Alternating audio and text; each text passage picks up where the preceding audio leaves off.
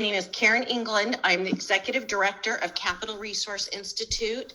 I'm running the Tennessee chapter. We are a pro-family public policy group out of California. We've been around for about 34 years with chapters in Nevada and Tennessee, focusing on education, religious freedom, and parental rights. I am taping this and will send this out. So if you miss anything, stay tuned to our emails or go to the Freedom Fighting Collective web page or Facebook page, and I will put everything there. So if you'll bear with me, I am going to start with a little PowerPoint and share my screen. So that we can, you can see my, there we go. You can see my slideshow. So I am going to start. We're going to talk about reclaiming your parental rights and what these new laws in Tennessee mean.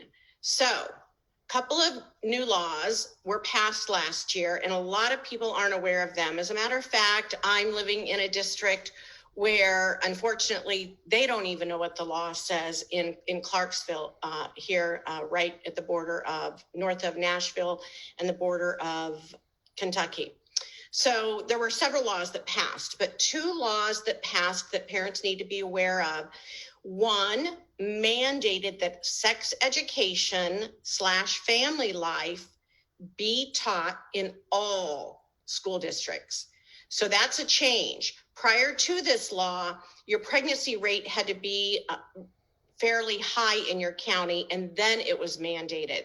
But this new law changed it. And so all school districts in Tennessee must teach sex education / family life. They call it both of those things. So that's why I'm going to use both of those words. The other new piece of legislation that passed was one that says if, and this is a big one, if you're going to teach about gender identity, sexual orientation, any of those teachings, you must notify the parent in advance and allow them the opportunity to opt out.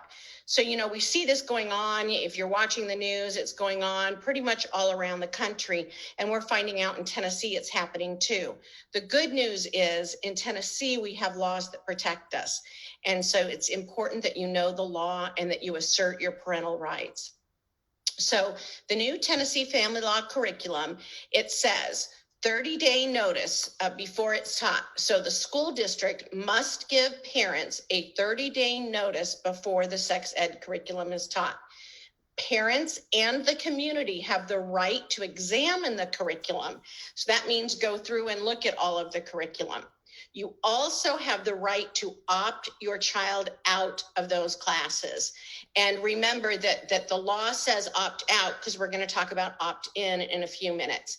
Now, for those of you that are joining us late, you can ask questions by emailing me. You can email me at kengland, the letter K, England, at capitalresource.org. And I'll give that to you a few times throughout this webinar. So Tennessee new law on sex ed says you must notify them 30 days before you teach it.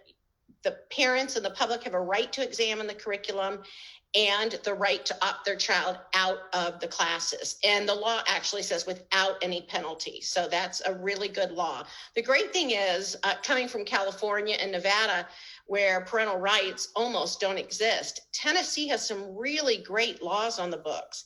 The problem is a lot of the establishment in the teaching profession just aren't paying attention to them, and they're kind of doing their own thing. So what is family life curriculum? That would include the sex education, sexual orientation, and gender identity. And again, in addition to mandating that sex education be taught, it does not mandate sexual orientation and gender identity. As a matter of fact, the law actually says you cannot, this is not mandating those things.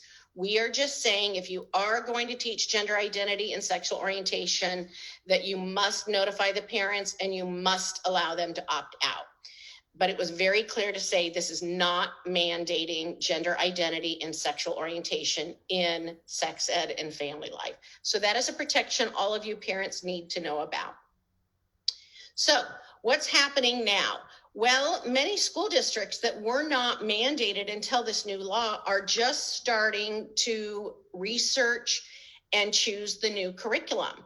Now, this new curriculum, whether you have a child in middle school or high school now, you need to care and know about this if you've got a kindergartner, because two things they could change without changing the law. The district could just decide to teach it earlier. But in addition to that, if you've got a fifth grader and you're going into sixth grade, you need to know what that sixth grade sex ed is. And I can tell you from experience, once they get in the door with this really progressive stuff, we're never going to get it out of our schools. So now is the time to stop it in the beginning. Getting rid of it is so much more difficult. So it's important that you get engaged and figure out where school districts are in the process as they're choosing curriculum and ensuring that they are not misquoting law. So there's a lot of confusion as we've been walking down this road in my local community, and it's the laws versus standards. That's one of them, and I'll explain that. A lot of confusion about what grades it needs to be taught in and what subjects and topics that need to be taught, and then some opt-out and opt-in, and I'm going to cover all of that tonight. So the law versus standard. Standards, and you'll hear if you are working in school districts or you're trying to opt out of something and the district will come and say, well, you can't because that's a standard.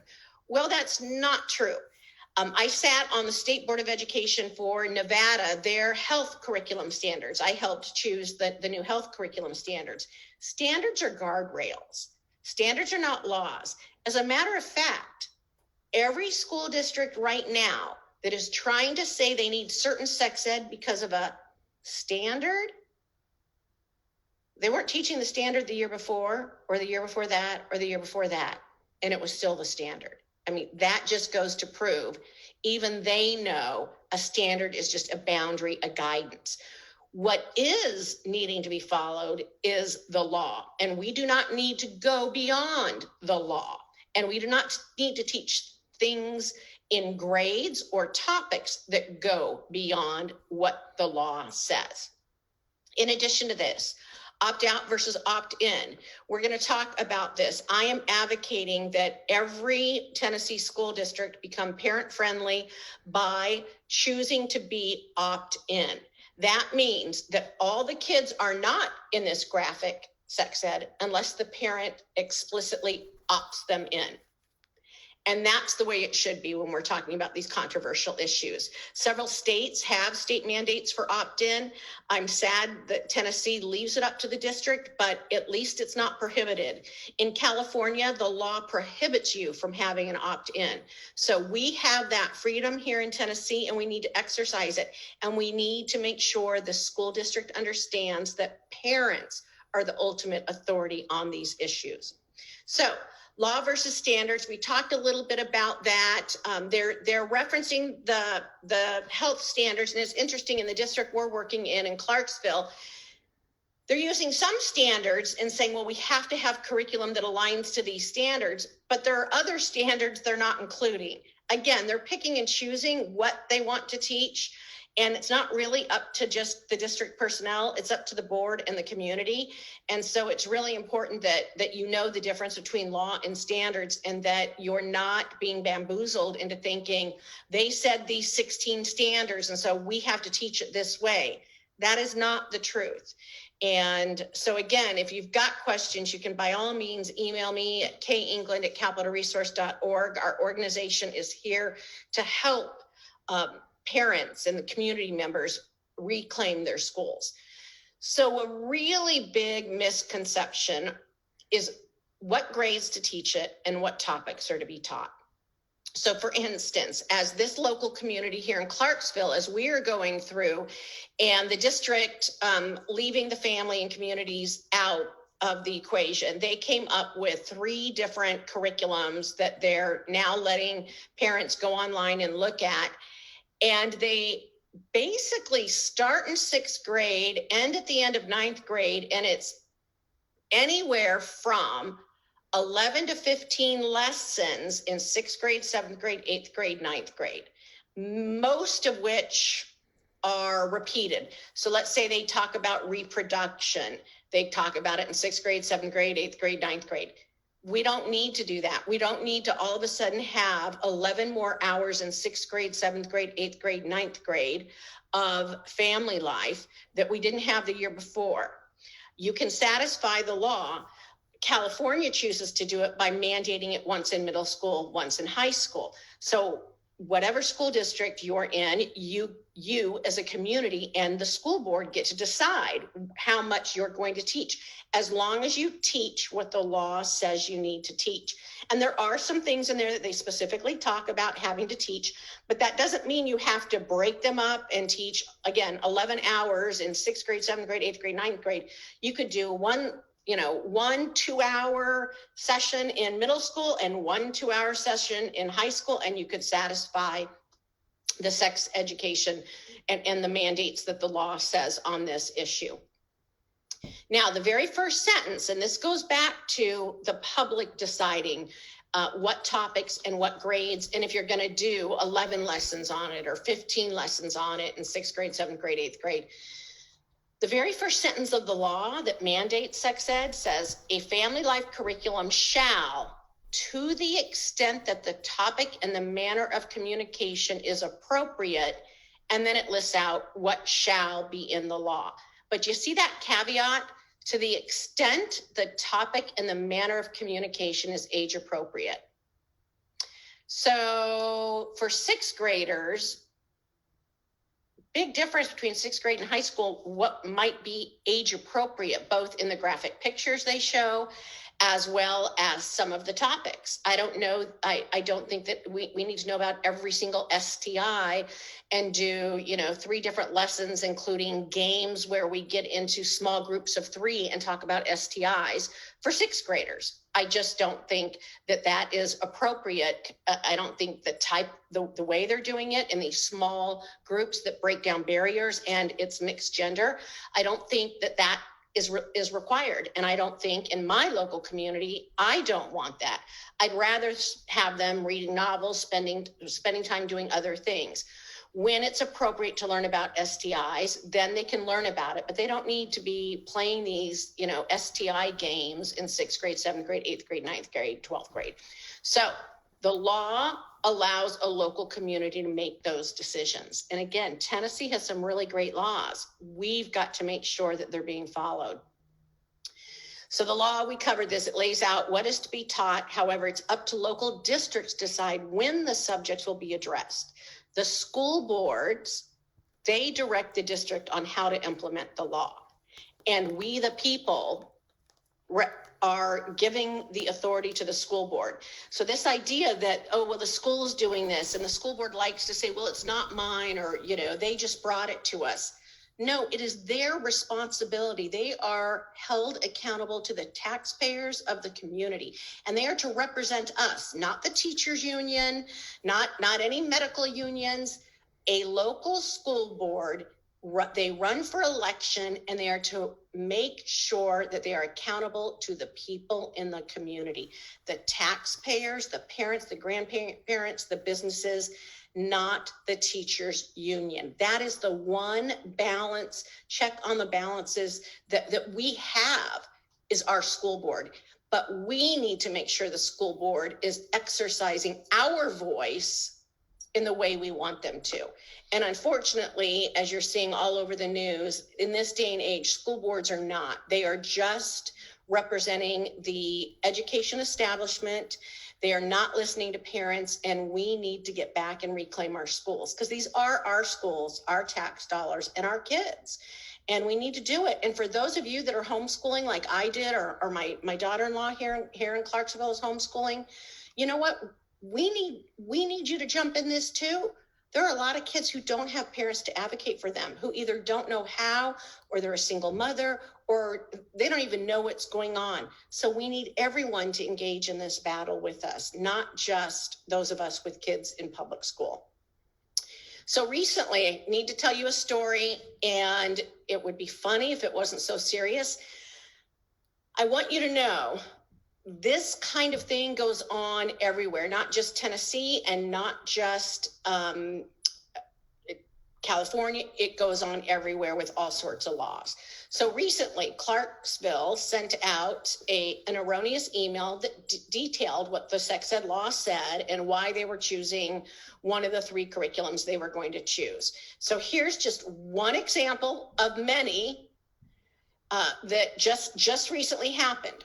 So the district sent out an email that says the age of consent and that an affirmative, conscious, voluntary agreement to engage in sexual activity is required for valid consent. So they send out an email to the community telling them this is what we have to teach because this is what the law says. Well, I went in last week to meet with them because that is not what the law says. As a matter of fact, I had to do a FOIA to ask, where did you get all of this language about affirmative, conscious, voluntary agreement?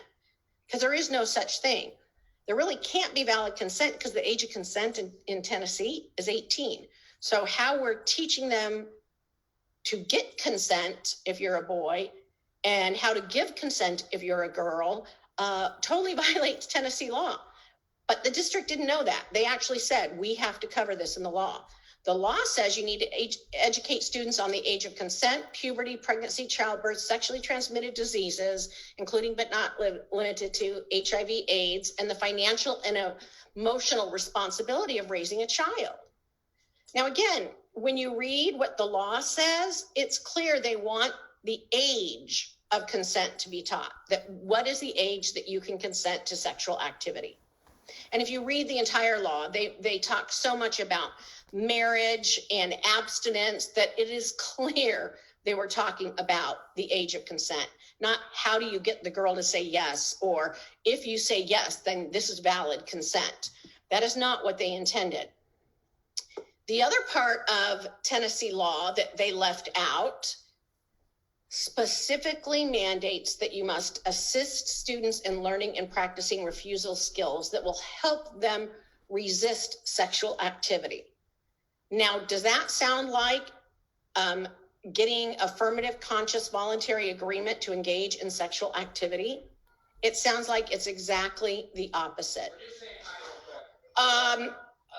Oh, I'm in the middle of a webinar and your dad just went over to your house. Oh, did he really? Yeah. We're doing Christmas lights shades. Okay, I'm doing a webinar. I'm in charge of it. Okay, so the kids and grandkids just decided to come over. Sorry about that. What's funny is my husband, because I was doing a webinar, I sent him out over to their house and they were coming over here. Anyway, that's why I do what I do for our kids and grandkids. So in addition, let me refocus. Sorry about that, everybody. So the law is clear that local communities pick the curriculum, the age, and the topics. The other thing that was new, after I met with our local school district last week, they sent out a correction saying, hey, we had the wrong law, and here's what the law really says. But one thing they haven't been doing, and we've been begging them for, is to include the community by establishing a committee and having us all talk about what it is we want, what are the topics and the grades that we believe the manner is appropriate to teach. And they refused to do that. They repeatedly refused to do that. Well, thank goodness. This is a lot to be read. But I came home, was researching, and guess what we found? Another law the local school district was violating. The first part up there, number 4, says that they can be withheld their funding if these things happen, and it says specifically, prior to adopting a family life curriculum adopted by LEA is the local school district. The local school district shall conduct at least one public hearing at which time the program shall be explained to members of the public and the public have the opportunity to speak and express their opinions and concerns. Now, a public hearing is not a school board meeting. A public hearing has nothing to do with the school board. A public hearing is the district, the people in charge of the sex ed, laying out the curriculum and saying, all right, public, let's have a dialogue. It then goes on to say that each LEA is a local school district shall undertake appropriate measures, whether in a public hearing or in parent conferences, this is important, to ensure and maintain the highest level of community and parental support for family life. If your school district is not doing that, they are clearly violating the law, and Capital Resource Institute would like to help. So what now? You need to find out what process your school district is in. Have they adopted curriculum? Are they planning on it? Do they have curriculum? And if they have curriculum, have you looked at it? Have you looked at the teacher's manual? Have you looked at, all of the resources? There's a lot that can be hidden in this curriculum. If you're in Clarksville, here's what we need you to do. We need you to contact 5 people and encourage them to attend the meeting Tuesday night, December 7th at 6:00. Even if you're not going to speak, we need you to show up.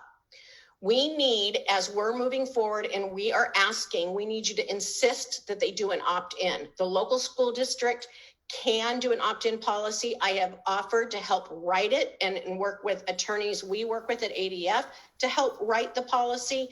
And so I've made that offer, and we would like to see an opt-in. We want them to follow the law and include the community, even beyond a public hearing, which they have not done. We want to sit down and talk about what topics at what grades are to be taught. We need you to stay involved. So you can go to Capital Resource Institute or email me, get on our email list. And then on the Freedom Fighting Collective website, Facebook page, there will be lots of updates about this and other issues that the moms of freedom are fighting for. And last but not least, and I always hate doing this, but you can donate to our organization. We're a nonprofit organization. The district is busy getting our tax dollars and sending out the wrong law and using all of their PhD employees, again, paid for with our tax dollars. We're a nonprofit. If we don't get donations, we can't do the work. And so that's why I'm making this plug at the end. So there's my email for everybody. We want to help you reclaim your parental rights. Tennessee has some great laws on the books. Let's make sure our school districts are actually adhering to them and respecting parental rights. So thank you. Email me with questions, and I hope to see those of you in Clarksville on Tuesday.